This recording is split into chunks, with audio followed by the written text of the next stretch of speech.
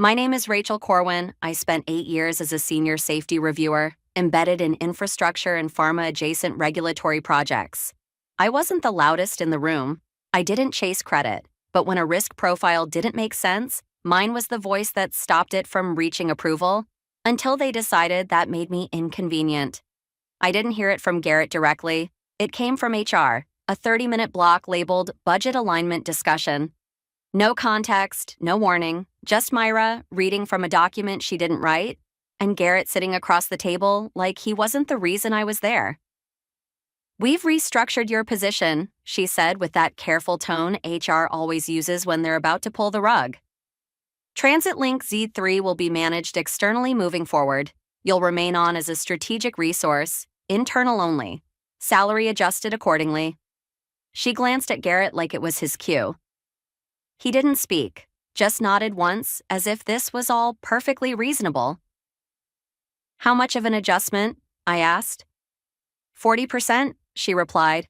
It wasn't the number that hit me, it was the implication. They'd removed my authority, cut my pay, and expected me to stay. Silent, grateful, and useful when asked. I asked one thing. "What am I still responsible for?" Myra shuffled her papers. "Consultation, support, context if needed." "And if I see a problem?"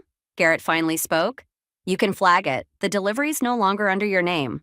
That was the line. I didn't argue. I didn't defend 12 years of unbroken compliance history. I just stood up, thanked them for the clarity, and walked out. But clarity cuts both ways. Back at my desk, I took out the original Transit Link zoning compliance matrix. I made a private folder, not on the network, just for me. I started saving everything. Changes, decisions, the before and after snapshots no one else thought to keep. Not because I was angry, because I knew exactly what would happen next. Derek Langford's name appeared in the internal memo by noon. A consultant with rapid delivery experience in mixed zoning transit hubs. I looked up his last project, a riverfront rail terminal that exceeded its budget by $4.2 million after omitting historic preservation constraints. He'd made it look fast, but the city hadn't approved it for another year. They were bringing him in for optics, speed, headlines. I wasn't part of that plan. By end of day, Derek uploaded his first draft. 32 pages, clean formatting, confident tone, and missing every M1 to M3 zoning exception added by the city in March. I flagged the gaps and sent my observations to the team. Attached the breakdown table I'd built over years. Even linked to the original city update. I didn't editorialize. I didn't make it personal. Just facts. No one responded. Not Garrett, not Derek, not even Jared, who used to CC me on everything before I lost authority. So I saved the message. Not because I needed proof, but because they were building something fragile on a foundation I once kept steady, and now refused to see. They hadn't taken away my voice. They'd just chosen to ignore it. And I knew what that silence would cost them. By the end of that first week, Derek had pushed version 3 of the Z3 draft for internal validation. No one asked me to review it. No request, no heads up, not even a quiet, "What do you think?" They knew I would look anyway. I opened it late one night after most of the office had logged off. The main document was polished. Clean layouts, confident tone, tables that looked authoritative at first glance. But the core was hollow. The M1 to M3 zoning exceptions were still missing. Transit access overlays didn't match the city's published schematic. And worst of all, the proposed service corridor ran through a designated community development block that had been locked for repurposing 6 months earlier. That wasn't a miss. That was negligence. I cross-referenced every line, attached the relevant city guidelines, wrote a short message outlining what Derek's version skipped, linked to the documents directly from the city's portal. My tone was measured, professional, the same way I'd flagged 1,000 other things over the years. The response came the next afternoon. Garrett replied, "No greeting, no questions. Appreciate your vigilance. We trust the consultant's approach for now." Just like that. They weren't going to fix anything, not because they didn't believe me, but because they didn't care to be reminded. The next day, Jared forwarded me a draft press brief by mistake. Or maybe not a mistake at all. I scrolled through casually until I saw it. Derek had been quoted as the strategic lead behind Z3's lean compliance acceleration. There was a paragraph about removing unnecessary layers from the approval pipeline. My name was nowhere, but what caught me wasn't the omission. It was the Slack screenshot Jared forgot to crop. Derek had messaged Garrett. "She's still inserting notes?" Thought we reassigned her into the background. Probably trying to prove we were wrong. Garrett's reply: "Ignore, she's just bitter about comp. Not our problem."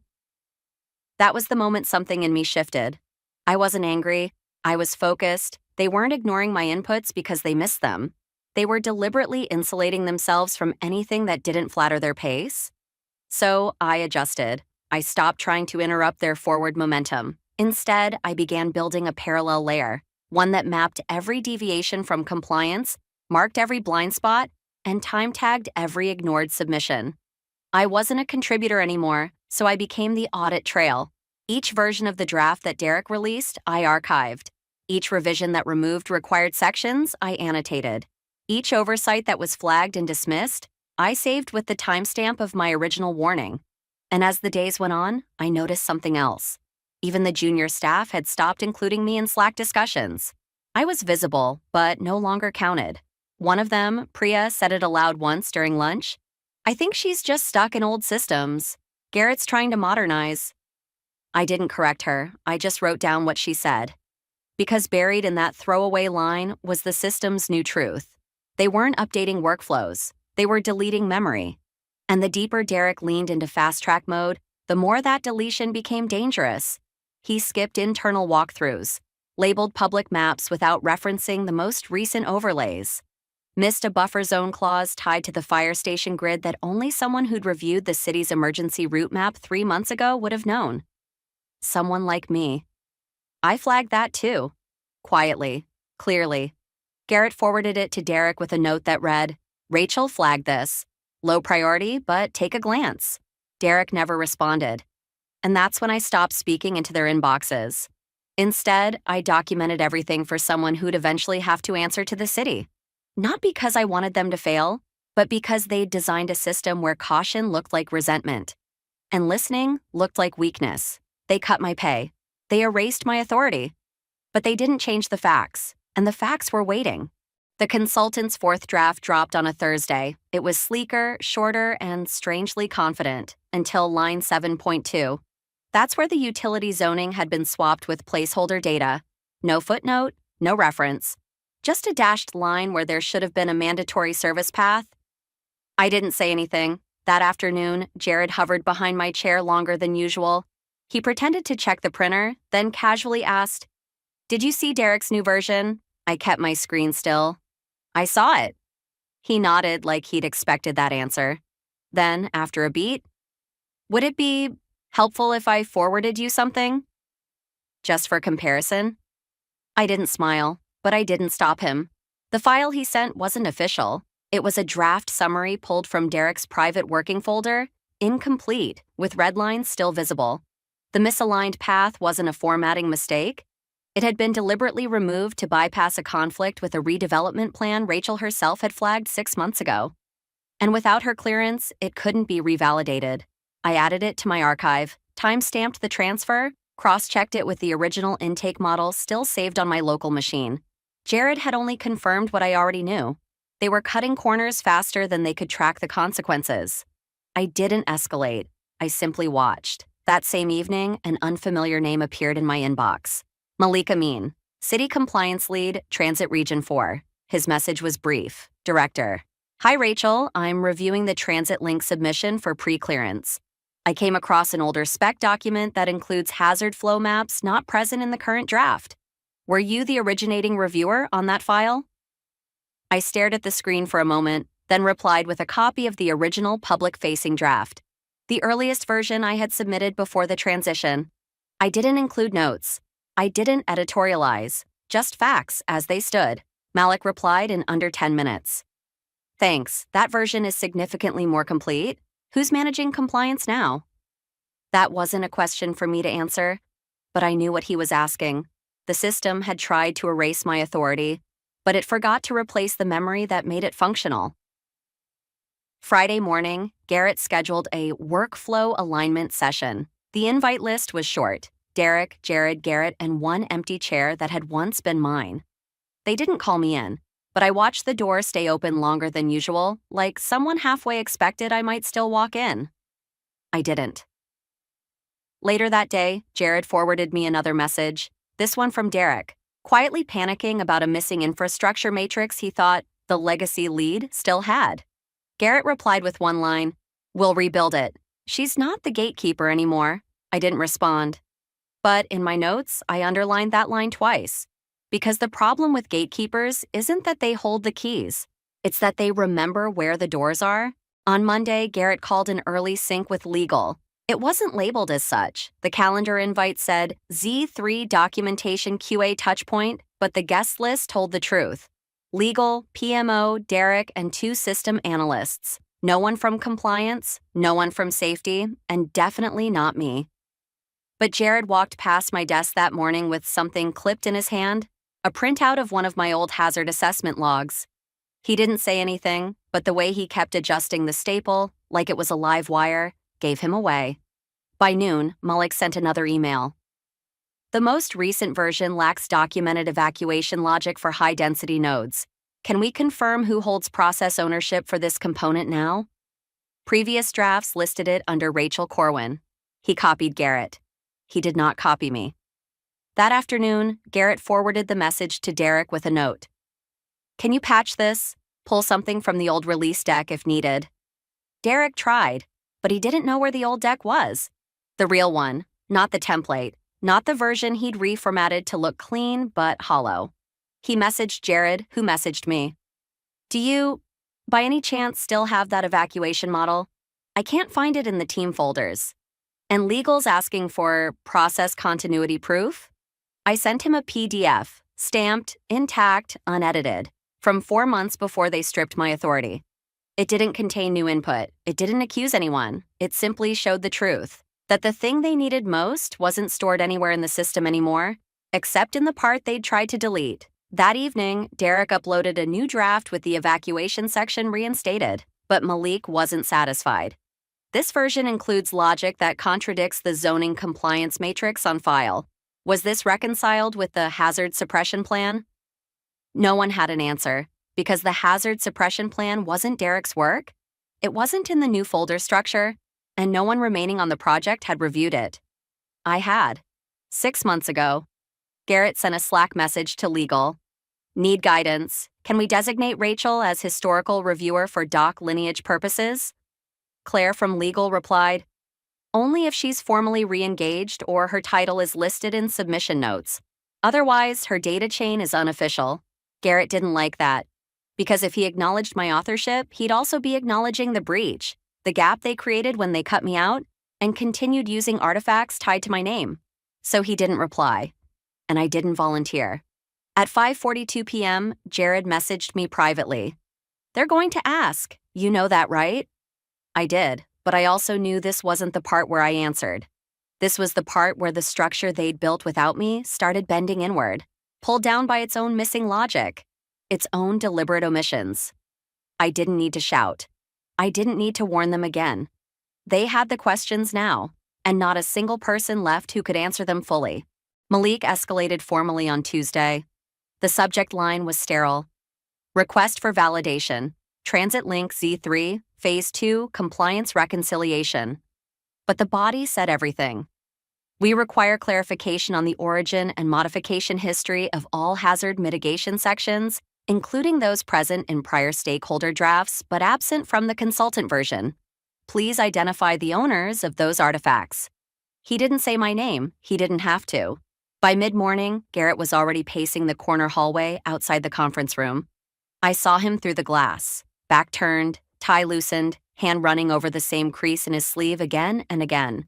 A nervous loop.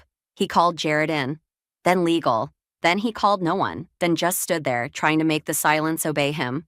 I stayed at my desk. No one had told me to do anything, and I wasn't in the system anymore. But Jared came by around 11 with a folder. I know this is awkward, he said, not meeting my eyes, but legal needs to know if you're the last one who touched these files before Derek rewrote them. I opened the folder. There they were, 6 pages pulled straight from my compliance draft. Half of them still carried my original paragraphing cadence. The way I broke up clauses, the placement of emphasis. Derek hadn't even rewritten them. He just trimmed the context and shifted the margins. Jared added, "They want confirmation." Just to close the loop? I looked at him. "What does Garrett want?" Jared hesitated. "For this to go away." I nodded, then gave him a note. Handwritten. Simple. These sections were authored under my review scope prior to May reclassification. No authorization was given for structural modification or removal of safety rationale components. That was it. I didn't include anything else. No opinion, no emotion, no commentary. Garrett didn't message me, but Claire from legal did. "Thank you, Rachel. We'll log your input as part of the artifact trace." That word again, trace. They were no longer asking if I had worked on it. They were trying to account for how they lost control of the work I left behind. By late afternoon, Malik sent a follow-up. His tone was sharper now. "Per procedural alignment, we are requesting full version history for all hazard-related logic, including pre-consultant drafts. If this data cannot be supplied by the current submission team, we will mark the record as incomplete." Garrett called a meeting. No one invited me, but I saw the title through Jared's screen. Emergency, Trace Repair Options. That evening, Jared stopped by again. This time, not with papers, but with a question. "If we acknowledged your authorship officially, would you be willing to clarify a few inconsistencies in the matrix?" I paused. "Define, clarify." He looked down. "Translate." I didn't answer. Not because I was withholding, but because they were now asking the wrong thing. This wasn't about translation, it was about recognition. You don't get to silence someone, then ask them to fix the sound when everything else falls apart. The message from Malik came at 9:04 a.m. It wasn't angry, it wasn't dramatic, but it ended every illusion still standing. Until compliance can verify data origin and approval lineage, Transit Link Z3 will remain under conditional hold. Further review sessions are paused until artifact integrity is restored. Please inform stakeholders that final endorsement has been deferred. It landed like a soft explosion. No sound, just heat. Legal flagged it. Procurement echoed it. Marketing canceled the press rollout. And Garrett? He tried to act like nothing had changed. He gathered the project heads into the boardroom. Closed door. Tense silence. Derek showed up 10 minutes late, smelling of cologne and nerves. No one made eye contact. I wasn't in the meeting, but I was mentioned. Claire from legal sent me a message that afternoon.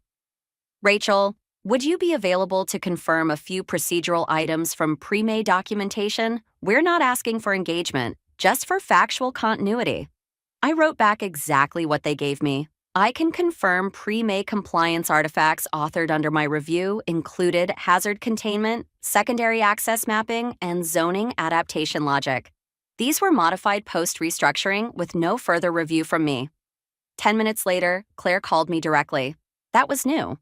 "Rachel, I'm going to ask plainly, do you believe the consultant's version compromises the safety intent you established?"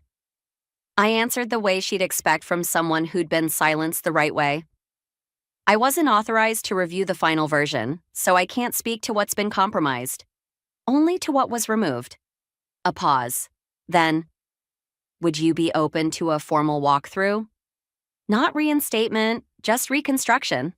I told her the truth. "If compliance requests it, I'll explain the logic, but I'm not joining a process that edited me out and called it streamlining." She didn't argue, because by then, she'd seen the traces. Meanwhile, Jared was scrambling to align timelines.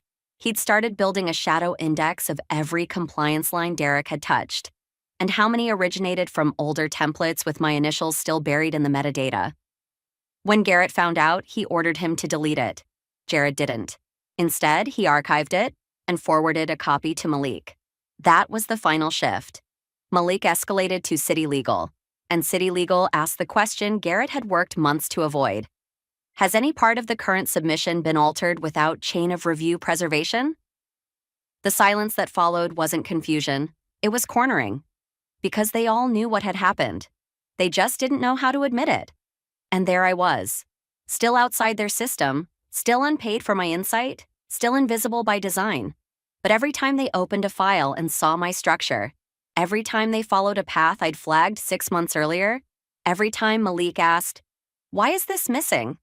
and no one else could answer, I wasn't gone. I was embedded. Not loud, not vindictive, but there. And suddenly Garrett, the man who once said I was slowing things down, was the one no longer invited to speak for the project. The first sign Garrett was losing control wasn't the silence, it was the duplicate agenda file, versioned, time-stamped, uploaded by someone from legal instead of him. Same title, same meeting slot. But his name, missing from the owner line. The second sign came 30 minutes later. Malik sent a directive. All further updates to Z3 must include documented validation by a qualified reviewer.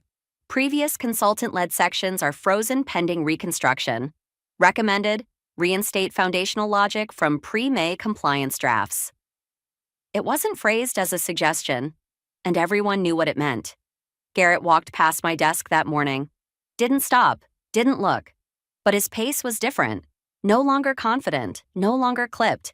Just tight, compressed. Like someone holding his breath through the end of a meeting that hadn't ended yet. By noon, Claire from legal sent a formal request. "Rachel, at City's urging, we're seeking your input to reconstruct hazard review logic per original zoning conditions. This is not reinstatement of your role. It is a compliance-critical intervention." I asked for it in writing. And a second clause, I would contribute only if given full decision trace. No revisions without visibility, no formatting overrides. They agreed by end of day. I didn't return to the workflow dashboard. I didn't join their meetings. I simply opened a new document and began again, writing the way I always had. Clear, clean, irrefutable. By Thursday, Jared had forwarded me 3 system gaps no one could patch without referencing my old framework. Derek tried to explain around them, but the more he spoke, the more obvious it became. He understood how it looked, not how it worked. He wasn't the problem. He was the evidence. City Legal sent a notice of inspection. Due to conflicting representations of reviewer lineage and process integrity, we will be conducting a historical audit of Z3 review structures. All pre-submission artifacts must be traceable to a named authority. Garrett didn't answer, because his team had erased the only name that qualified, and now needed her back, not for status, but for survival. That evening, I sat alone on the 3rd floor. Same desk, same chair, same system login that hadn't been disabled because no one remembered to cut it. I opened my draft, labeled it Z3 Rebuild R1, saved it with my full name, no alias, no team prefix, and for the first time in 7 months, I wrote without apology. The city auditors arrived just before noon. 4 people, no introductions, no small talk. They asked for the originals, not presentations, not summaries, just the real trail. "Who wrote this?" one of them asked, pointing to the safety section. Derek hesitated. Garrett looked away. Jared flipped through pages he didn't understand, searching for a name that wasn't there. Because it had been removed, not revised, not replaced, just erased. An hour later, they called for me, not as a formality, as a necessity. The lead auditor sat across from me and asked, "Were these hazard models authored by you?" "Yes," I said without flinching, "before May." He turned his screen toward me. "Are any of these safe to submit without revision?" I opened a copy I had quietly kept, complete, time-stamped, original. No commentary, no edits, just proof. Jared waited for me outside the conference room. He didn't look smug. He looked exhausted. "They said your structure is the only one intact," he muttered.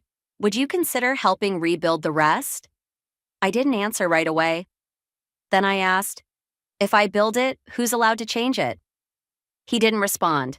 That night, I started over, not to fix what they'd broken, but to show what they never understood. I wrote it plainly, using the same structure I used to build the original, deliberate, traceable, designed to be followed even by those who didn't remember why it mattered. But this time, I added one condition. If anyone edits a line, they leave their name. If anyone deletes logic, they explain it, with time, date, and reason. No exceptions, no hidden hands. Claire from legal approved it. Jared implemented it. Garrett didn't comment because he was no longer part of the conversation. By Friday, the city issued a summary. The project may resume once full reconstruction of safety rationale is complete and traceable. Any future deviation without named accountability will result in permanent disqualification. Derek was reassigned. Garrett quietly disappeared. No one used the word fired, but no one asked where they went. I didn't ask for a title. I didn't want one. I left a system behind, clean, documented, untouchable by people who once insisted I wasn't needed. A junior reviewer opened one of my old diagrams the next week. He looked confused. "Did you make this?" he asked. I didn't answer with pride, just with truth. "It works, doesn't it?" He nodded. "Then it doesn't matter who made it. It matters that it's still standing." I submitted the final version of the rebuilt safety logic on a Thursday afternoon. There was no announcement, no standing ovation, not even a reply. But for the first time in months, no one touched the document. No one adjusted formatting. No one layered their initials on top of mine. They uploaded it as is, quietly, completely. And the system didn't break. No emergency follow-ups, no requests for clarification, just silence. The kind that only follows a structure too solid to question. By Friday, they stopped messaging. By Monday, I stopped showing up. I didn't submit a resignation letter. I didn't need to. I was never rehired. When they stripped my approval rights, they'd already made the choice. All I'd done was make sure they felt the shape of what they'd lost. Slowly, strategically, without ever raising my voice.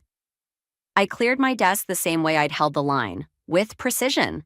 No boxes, no farewells, just a plant I hadn't watered since the audit started, a notebook filled with phrases no one else would understand, and the only thing I'd kept from the old system, a printout of the original version log.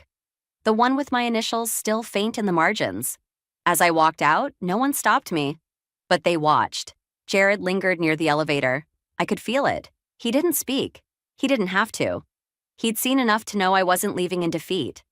I was exiting on my own terms, after leaving behind something too necessary to erase again. That weekend, I got the first call. Not from HR, not from legal.